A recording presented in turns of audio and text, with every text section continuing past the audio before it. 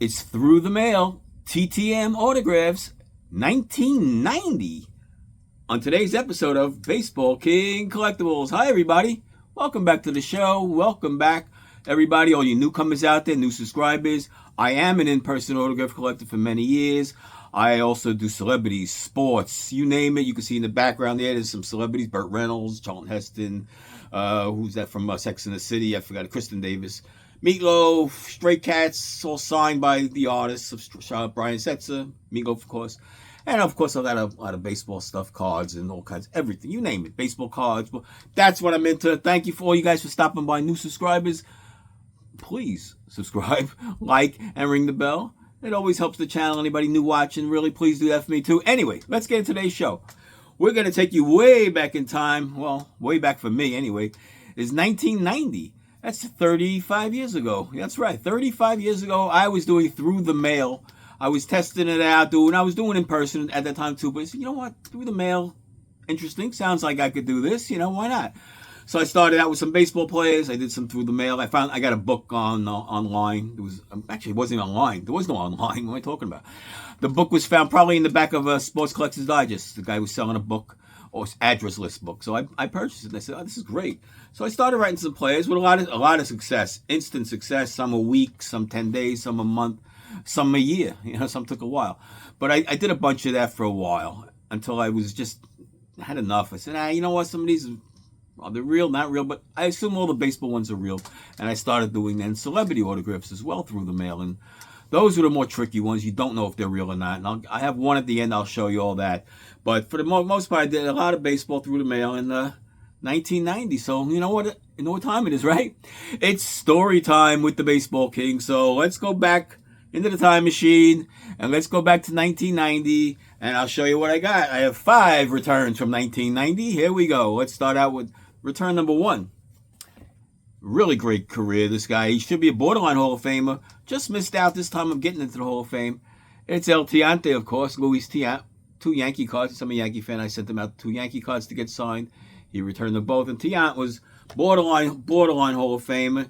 It was, if he would have won a Cy Young, which he could have in 68, that was McClain's big year. He had a 1.60 ERA. 4 years later, I think in 72, he led the league again in the ERA. He had a great career. I'll show you his stats. Look at the stats. He had a fabulous career, Tiant. And this was the only time I ever saw him. The only time I ever, didn't see him. This is the only time I ever got his autograph. All right, so Through the Mail, Luis Tiant. I believe they're real. I never got them certified or anything. But why? 1990. I don't think anybody was doing forgeries or things back then. So I think it was pretty safe to say that those are real.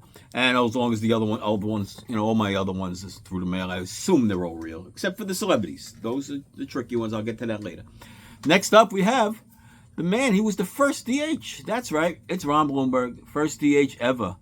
He was famous for that. That's what he lived in. That's what kept him alive in card shows. He probably had make more money on the card show circuit than he did in his baseball career, which was pretty brief. He only played like 8 seasons.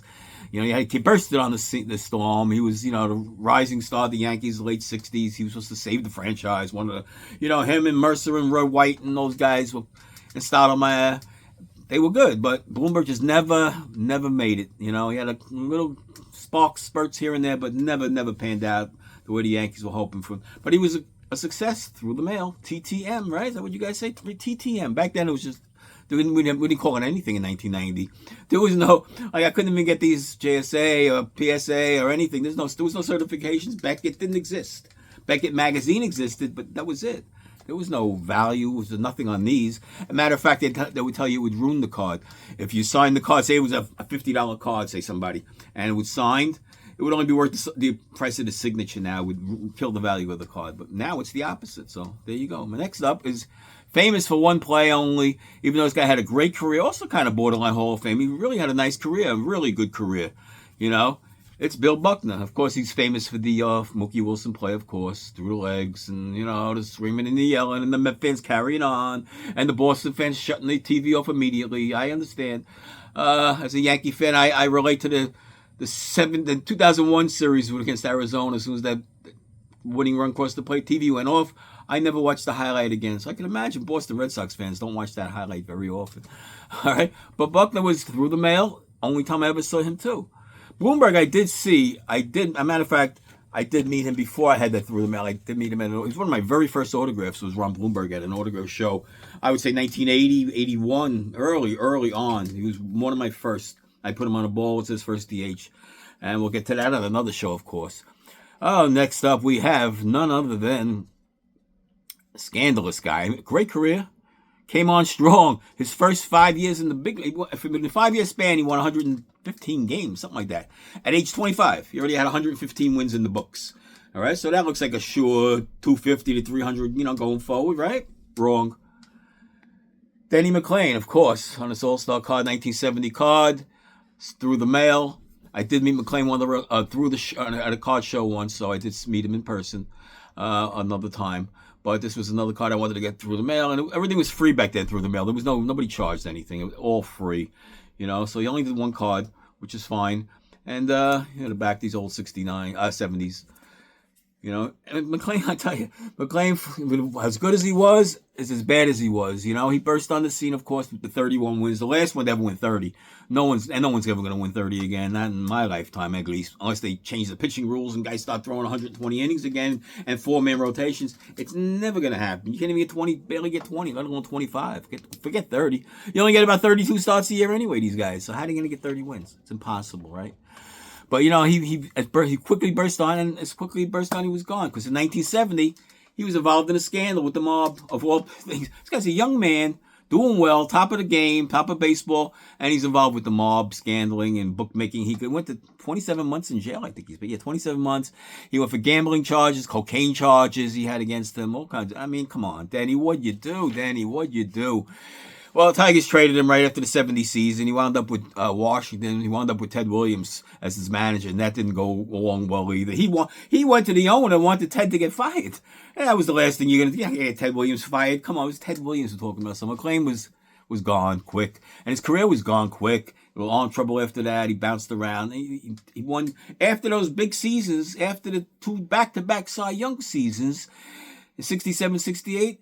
He didn't win, and then he won 20 games combined the rest of his career. I think he won 15 or 17 games, something like that total. So that was a career gone hill. That's why you guys with the rookie cards don't always, Paul Skeens, you don't know. You don't know. Don't spend $100,000 on his card yet. All right? Wait a couple of days. All right? Wait a couple of years. All right. McLain was overall, though, he was really, it was a great story at the time. Late 60s, early 70s, he was a big name in baseball. Until he just, unfortunately, on the card circuit. That's where he wound up on. And he's probably making more money now. They all making more money. Back then, nobody even made a lot of money, even the big players. So he's probably making more money now on the card circuit shows and all that stuff. And through the mail, I think he charges now. So, but he's still alive. He still signs. And last but not least, last of my card shows, of my through the mail of cards, I have also with the celebrity after the end. Don't forget, stay for the celebrity. Don't leave yet. Goonie Bird. Don Larson. Of course, Don Larson was known as Goonie Bird throughout his career. That was his nickname. Of course, did he pitch the greatest game of all time? It has to be. It's a perfect game in the World Series. I don't care. Harvey Haddock's 12 perfect innings, and we hold, all the other games. But a perfect game in the World Series? Come on, man. Look at this. This is baseball history. And, of course, Don Larson made money off this perfect game. He made no money playing baseball. No money. He was making $15,000 a year, maybe in the 60s, $20,000 maybe. So he made plenty of money on the card show circuit, and he was a gentleman. I met him more than once, several times. He was around on the, like I said, he was at the card shows for years, signing away. So his autograph's not worth a lot of much, but it's Don Larson. This is baseball history. You can't match that, right? So, as a matter of fact, that day he didn't even know he was pitching. All right. It was undecided who was going to be pitching in case he just leaves a ball in the shoe of the pitcher, the starting pitcher, as he comes to the locker. So, sure enough, there was the ball in the shoe. That's how Larson knew he was going to pitch that day. It's just ironic. Things just out of nowhere. Things happen when you least expect it. Anyway, my celebrity, that's it for my baseball through the mail, but I did do celebrities through the mail too. And at that same time I was getting success pretty much, and who knew if they were real or not? Baseball players, you could tell they're real. I knew the autographs. Are they going to have their wife sign for them? No, things like that. No, back in 1990 we're talking, okay? And back in 1990, you think most of the autographs I was getting from celebrities are real too, and I got this guy in the mail. I wrote to him. We had an address to write to. We wrote to him. It was successful. It came back nice. Elton John, beauty, right? Wrong. For 34, I just brought this to JSA last year. I had no idea all these years. I don't know if it's real or not. I assume looks good. I couldn't find nothing else online similar to it, I don't know. What do I know? I did meet Elton John in another future from that, more like a couple of years after 1990. And I did get his autograph on a Goodbye Yellow Brick Road album, which is, I'll show you that on another show. You got to come back and watch. Come on, guys. You can't just watch this one show. Subscribe, like, and do all that stuff while you're here. This is what I got from JSA. I took it to JSA. You could read that. I'll put it up to the screen. I don't know if you can read that or not. If not, I'll read it to you real quick. If the autograph is done by an auto pen, it says, or machine for automatically signing a signature as an autograph. Some characteristics of an auto pen include exact match of signatures on file, no overlapping of strokes, no paper indentation, no ink flow, flat, even, and satin-like finish. So, not real, which is fine. I didn't think it was real. But in this condition, it still has maybe a $15 value. I don't know. Elton John photo is very expensive. If this was real, this would be probably like close to like a $300 photo, probably maybe more. Album sold for a lot of money. Goodbye Yellow Brick album, Goodbye Yellow Brick Road album sells for a couple of thousand, depending on what you have. Like I said, the photo matters. Like this isn't a quality photo of him, really. I mean, even if this was real, it wouldn't get as much money as him playing the piano and dressed up as one of his costumes back in the day. That would get the premium. So always photos do matter. But anyway, that's my Through the Mail 1990. Okay, 35 years ago, and I still got all the stuff. I'm not throwing it. Of course, it's all my collection. Why would I throw anything away? Nobody throws nothing away. Back in the days, they did, but not no more. We cave everything. And like I said, I love my Through the Mail. I'll keep these also. It's part of my collection, and I don't do Through the Mail anymore. I haven't done it since 1990, and I will not do it again. I prefer in person. It's just my thing. So anyway, guys, thanks for stopping by. Don't forget, like, subscribe, ring the bell, come back, share the page, do what you got to do. Just keep liking, keep watching, and we'll see you on the next episode.